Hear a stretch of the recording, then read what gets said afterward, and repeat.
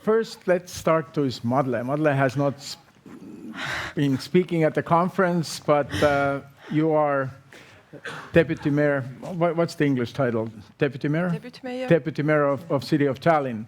We are meeting now a bit outside of Tallinn, and it's not really by accident, because the organizers wanted to show how the Tallinn is sprawling. We hear constantly criticism of Tallinn. At the same time, from outside, it looks great. We got just the title of Green Capital of Europe for 2023. So what is going on there in the city government? Well, there's quite a lot going on. Well, just today we accepted in the city government, we accepted the next year budget, which will be the year of Green Capital 2023.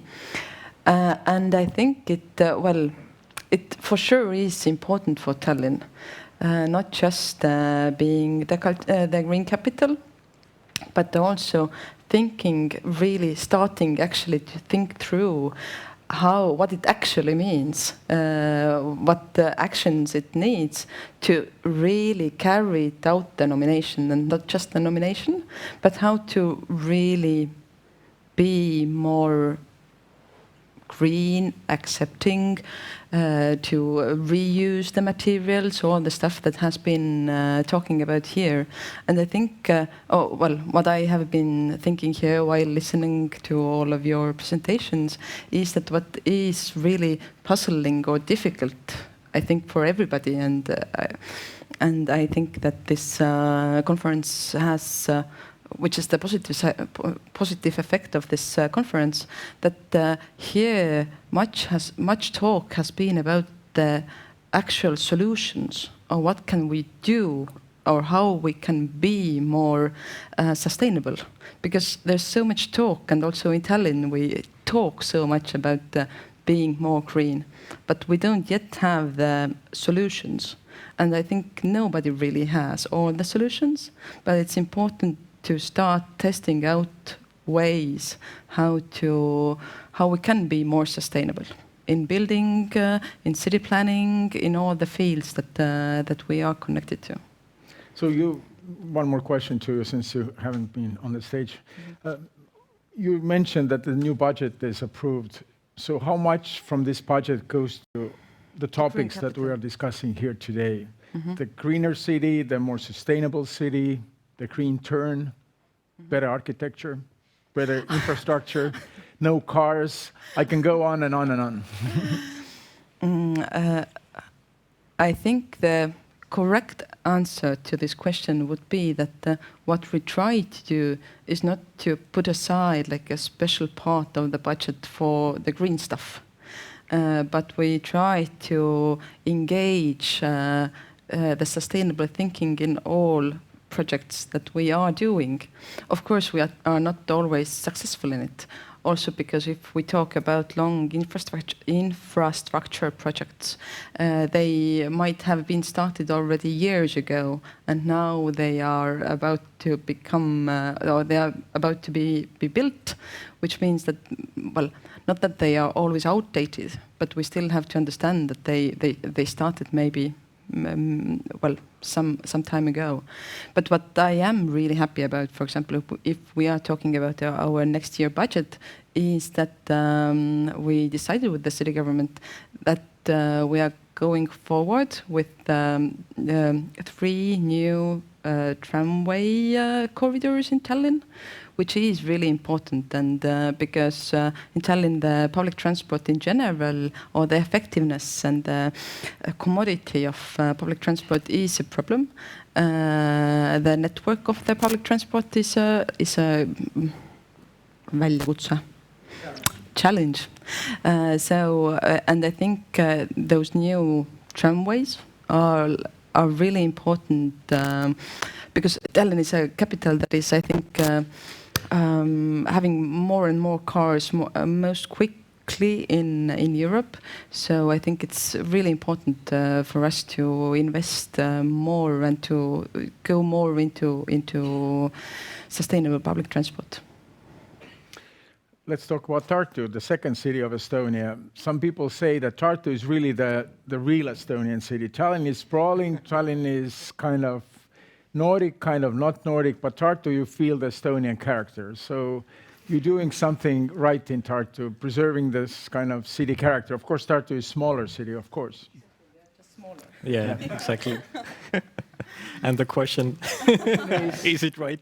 So describe Tartu. What you're doing right in this 15-minute city. Tartu is a 15-minute city in many ways. It's very small. I guess, yeah, one of the answers is that it is so much smaller than Tallinn, and it's easier to do innovations there simply because you have a small system. So you can really, you can get a call and meet the mayor and tell your ideas. It's not really that possible in Tallinn. So that's one of the key issues there. But at the same time, Tartu has been really ambitious regarding sustainable development, and right now we are also in the European mission for climate neutral cities by 2030, also in the mission for climate adaptation, which really shows that also the city council is ambitious on this front.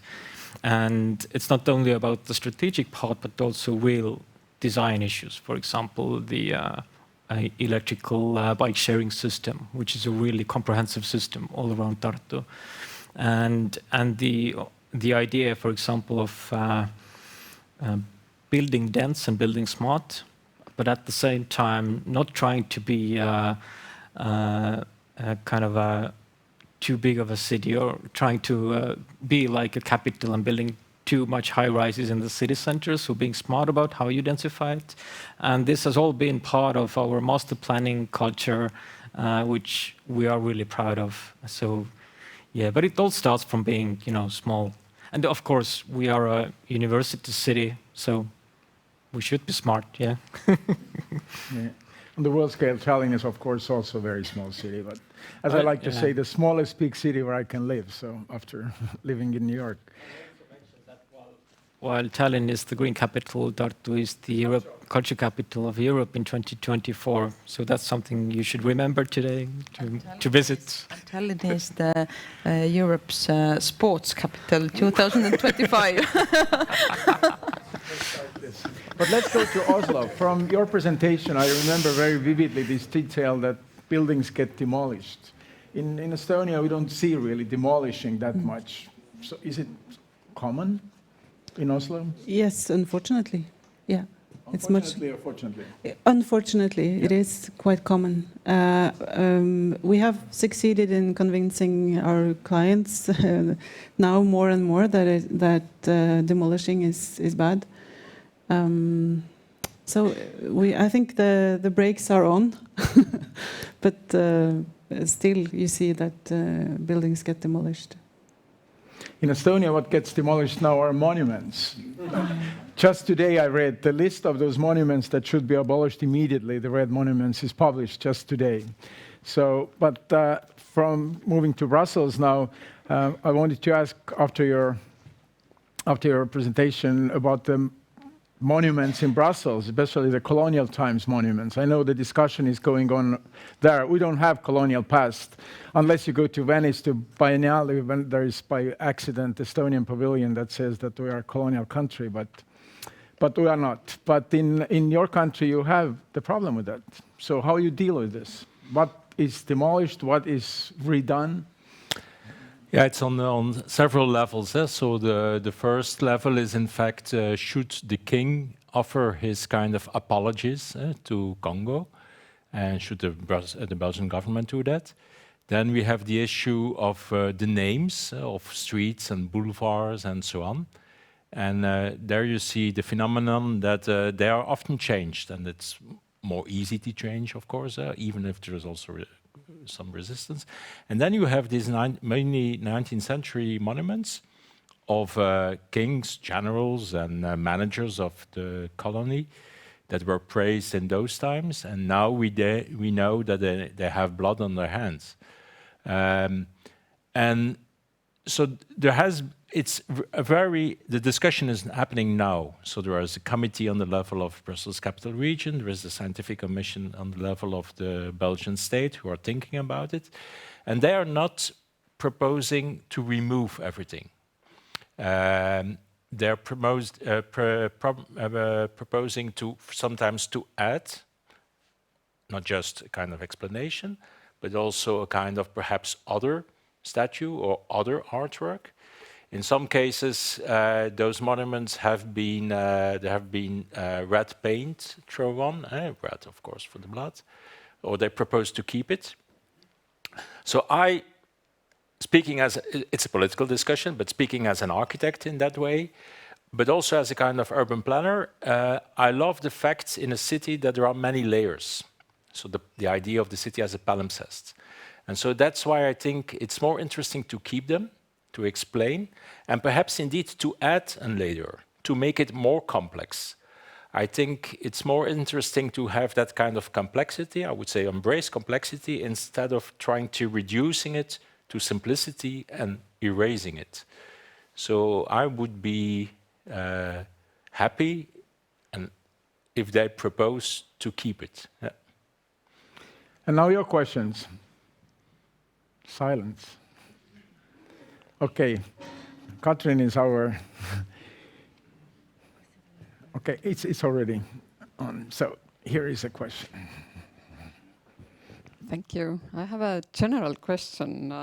I wonder, are our societies ready for real change in the meaning of sustainable building solutions? As we heard, it might be more complicated, more expensive. The process might be longer than usually, etc., etc. We need some strong change in the regulations, I guess, or the mentality. Or what is the key issue that we need to change? Thanks. So who would like to tackle that first? I can start. Let's start from here. Start upon it. Also, your presentation was so inspirational that it got me to think about the same subject. And I guess that's something we have been seeing today also in the different presentations, that it's a manifold answer for your question. That at first we saw that we do have a strategic plan in many different fields and institutions. We know the problem. That's step number one. Then we have great inspiration from pilots, and not only this one, but also the different pilots from the Future Build program. That's a really ambitious program. They want to have 100 different pilots showing that it's possible to build with lower emissions and to build in a quality way. We should never forget about quality in architecture and the essence of people, using it. But yeah, the final question is to implement it on a larger scale, we need a market. And for bringing up the market, we need regulations. I was lately talking with a Danish planner architect, and he was telling me that while they were planning a building in Aarhus, they said that they had a number of building companies taking down old buildings and reusing materials from these buildings. If you have a number of companies, that's market. If you have a market, then you have a competition. And this can only go forward and forward and forward.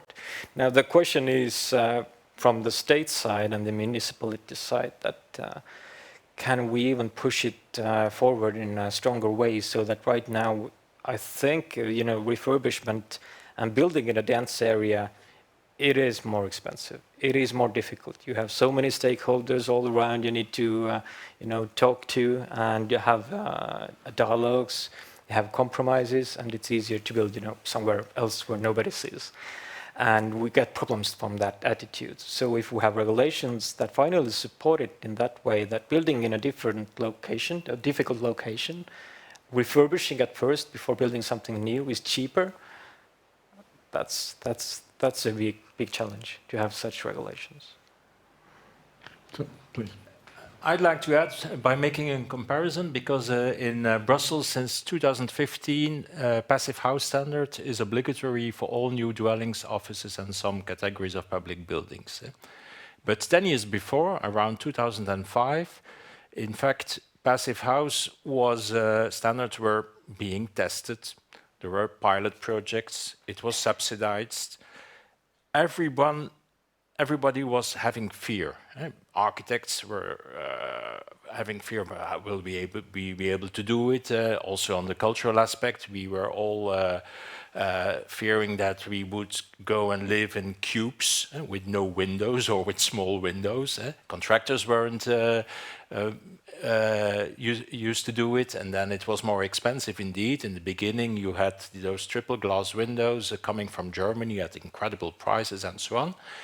And so there were subsidies, there were pilot projects, people getting used to it. And then in 2015, there was a kind of tipping point where the Brussels government could decide, okay, we'll make it obligatory now.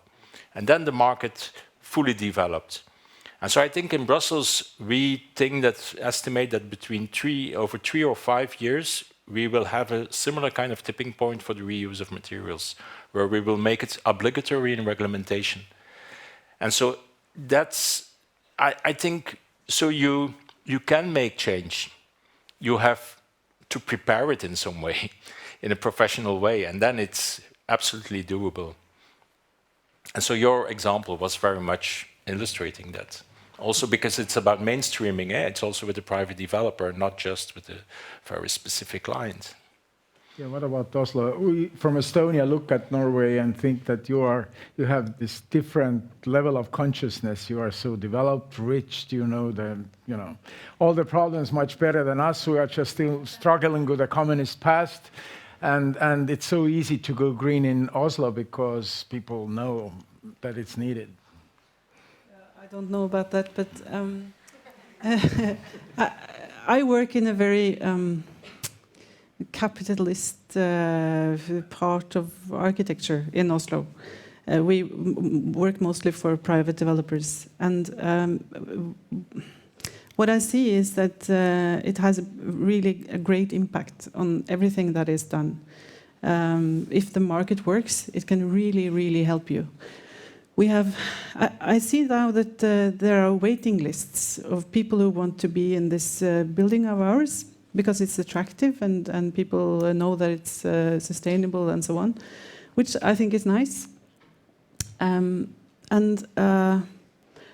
dream of, like you say, there is a tipping point. When we go back to our normal activities, we design buildings like we have always done, and we make the drawings and the models, and we send it out to the market, and we say, as much as possible of this should be reused. Thank you.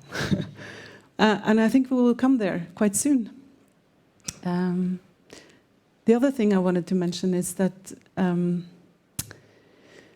I think the businesses starting with reuse and buying and selling and logistics and everything around reused materials need support from the communities and because it's too difficult to start up small businesses with the scale that you need to make it a business. And I asked my friend in Resirkel, one of the reuse contractors in Oslo, shouldn't it be supported by municipality or something like that? And he said, yeah, I think so too. It's infrastructure, just like roads and internet. And if we need urban mining in a big scale, we need to support it. But now, for the time being, we're just convincing everyone that this is going to work. And after that, when we have proved this, then we will demand the support from the government. It is important. Market. Is absolutely. Important. Yeah. Madeleine. Well, I agree with all the previous panelists, but what I wanted to add is that I also think that regulations are really important for this change in order to make the market to work. Because, well, previously I worked in heritage field, and there also, we had this kind of small scale market for reusing the materials, but it was, at least in Estonia, it was really small or really like niche thing to do it. So to make it broader or like everyday thing, we really need some kind of regulations. But what I really feel that we also need in Estonia is like a broader discussion in the society, that why we need these kinds of regulations, because and I think that's also the reason why these kinds of examples, as you have, unfortunately I didn't hear your presentation, I will look it up later on, but all these kinds of examples that how it can be done and what are the positive sides or the effect for the society. And what I am really happy about is that in Estonia there's an NGO, Green Tiger, I think it's an NGO, and they are now calculating the footprint of the building sector that we actually in Estonia have no idea about it. And I think nobody or most of the builders or politicians, actually I think nobody has had much thought about it. And then these kinds of arguments like come really easily, that it costs so much, or if we compare it to like, so to say, normal building, then it's so much more expensive to reuse the materials. But as also your the graph showed, it actually isn't. If we calculate all the costs, then it's not actually that much, or then it's actually much cheaper. And I have this feeling that we need the regulations, but before we can come to them or accept them as a society, we still need like much discussion about why we need it and what are the reasons. We are here to discuss. Yeah, and I think that's really great to have this kind of day here, just to and to really.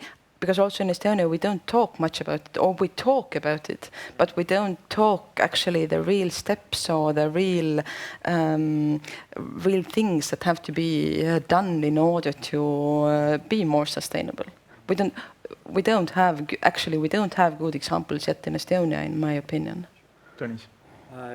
I guess it's difficult also for professionals to be in this kind of a debate in this issue, because we are seeing the Scandinavian countries who have implemented, let's say, methods, in buildings, right?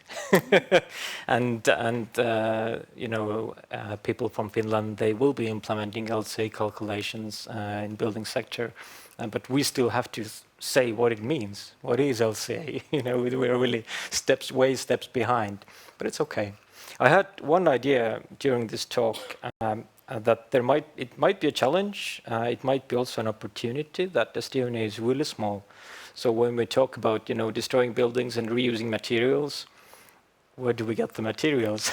And where do we get the buildings that we destroy? Yes, we do have a number of Soviet time buildings all around Estonia, scattered about, where we get concrete to make into gravel, where we have maybe this, how do you call it, the white bricks, the silicate bricks to reuse.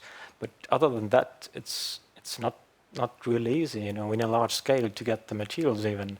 And if you take out the local perspective from it, that you have to import reused materials from Europe, for example, or even further away, or different EU countries, or even further away, then it doesn't make sense anymore. But actually, in Estonia we are demolishing quite a lot, or at least we should, because there are so many empty buildings in the countrysides, where even like the state is giving subsidies to demolish big buildings in countrysides. So actually, I don't think we have like a scarcity of building materials in Estonia. And I also think, okay, the ideal would be that it could be 100% circular economy. That would be the perfect thing. But I think what is at stake now is to change the mechanism, the automatism. So in Belgium and also in your country, I think so, it was just habit. It was a kind of habit. If you have to adapt a building, that you demolish and you build a new one. So it's challenging that. And it was normal that you only use new materials. So if in the future, step by step, more and more used materials will be reused, then that is already changing a lot on carbon emissions. Yeah. I think that my idea of Estonia is that yes, you are small, but you are also optimistic and intelligent and facing the future in some way. And I think you could use your small size to collaborate and to turn quick and to avoid all the mistakes that everyone else has made. I think you're able to do that. We have some questions now from audience, one from this side and then from here. I loved seeing these awesome examples from Norway, how you've reduced the carbon footprint of the building. I'm calculating carbon footprint for buildings myself in Estonia, and we don't have many data yet, and it's just in the beginning of this LCA calculations, as Dennis was saying. But I was wondering, so what it takes to get more this kind of examples. So is there any kind of award, or how is it recognized that, okay, you reduced actually 70 or 80% of the carbon footprint? Is it just because you care and we need to reach, you know, a certain amount of people to care enough to get this kind of examples, or is it some kind of award as well?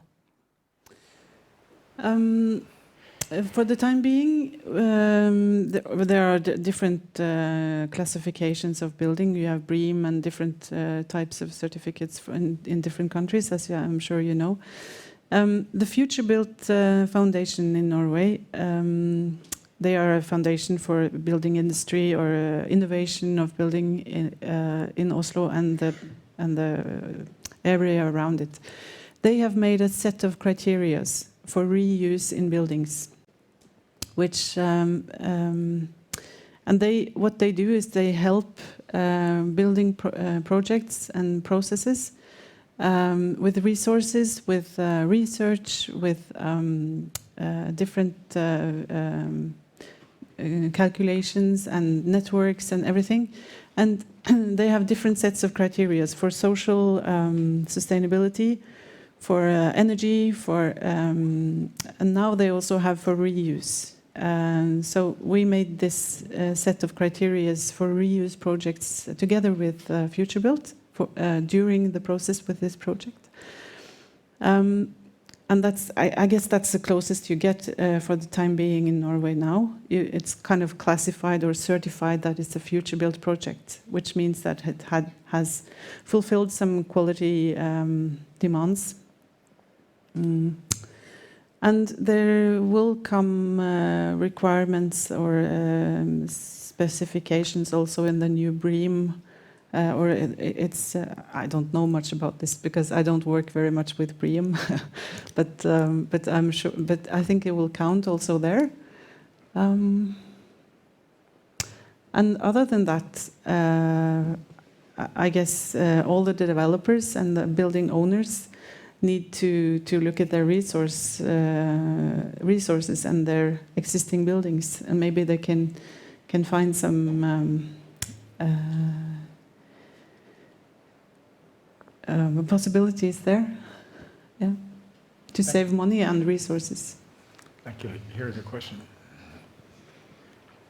The best game changers are crises, and now we have middle of Europe, big crisis in Ukraine. And there is, we even can to say that there is some reusing, probably rebuilding. What do you think, how this crisis will be changed, all these green challenges in Europe?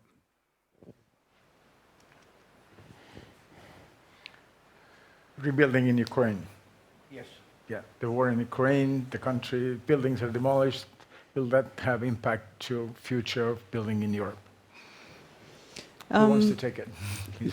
I can start. There's also already a scarcity of materials, which we see in every country around the world, I guess, which makes materials more valuable, which can maybe help everyone. And then I hope that with the rebuilding of Ukraine, I hope that there will be local resources that can, with help from external resources, but that that they will find their own way to do it, and that they will find their own resources and their own materials and local skills and people to work with it. Anybody wants to collaborate? Yeah, in any case, it was today you can't say anymore that reused materials are more expensive than new materials. So that's everything is expensive. That's one advantage. But I think not just the crisis of the war and the materials and the energy, but also of the pandemic has put proximity much more on the foreground as a value. So the availability, immediate local availability of amenities, of production, of materials, we are witnessing now that it's something that is important, and we had forgotten that, because in the global economy you could bring everything from everywhere to our places. And so that's not sure anymore. I don't think that's a threat. I think that's interesting, and that's an opportunity. So I think the crisis is very helpful. Well, you said it all. I guess we have been for too long not valuing the true values, valuing the land that we have and the different sources that we have. So that's really has changed. We value things a lot more. That's a bonus. But Ukraine, they need help, and they need a lot of help from everybody. And that's a huge challenge. Yeah. Any more questions? Let's ask two more questions, or one more question for our guests from Norway and Belgium. The buzzword is 15-minute city, and you are coming from big cities. So we are trying in small Tallinn to implement those concepts. Give us some good examples. How the 15-minute city works in Brussels and in Oslo. What we can think of here. In Oslo, we have the last years had a municipality or a government that is red-green, and they have cut drastically on use of cars in the city center. They just, it's no mercy. You can't go with car to the city center anymore. Congestion tax or? Yes, it's just impossible. They have rerouted the trams and the buses, and I have tried, but it's just, I give up. You go like 20 minutes around and you can't get anywhere. How do you feel about it? It's wonderful. I really think so.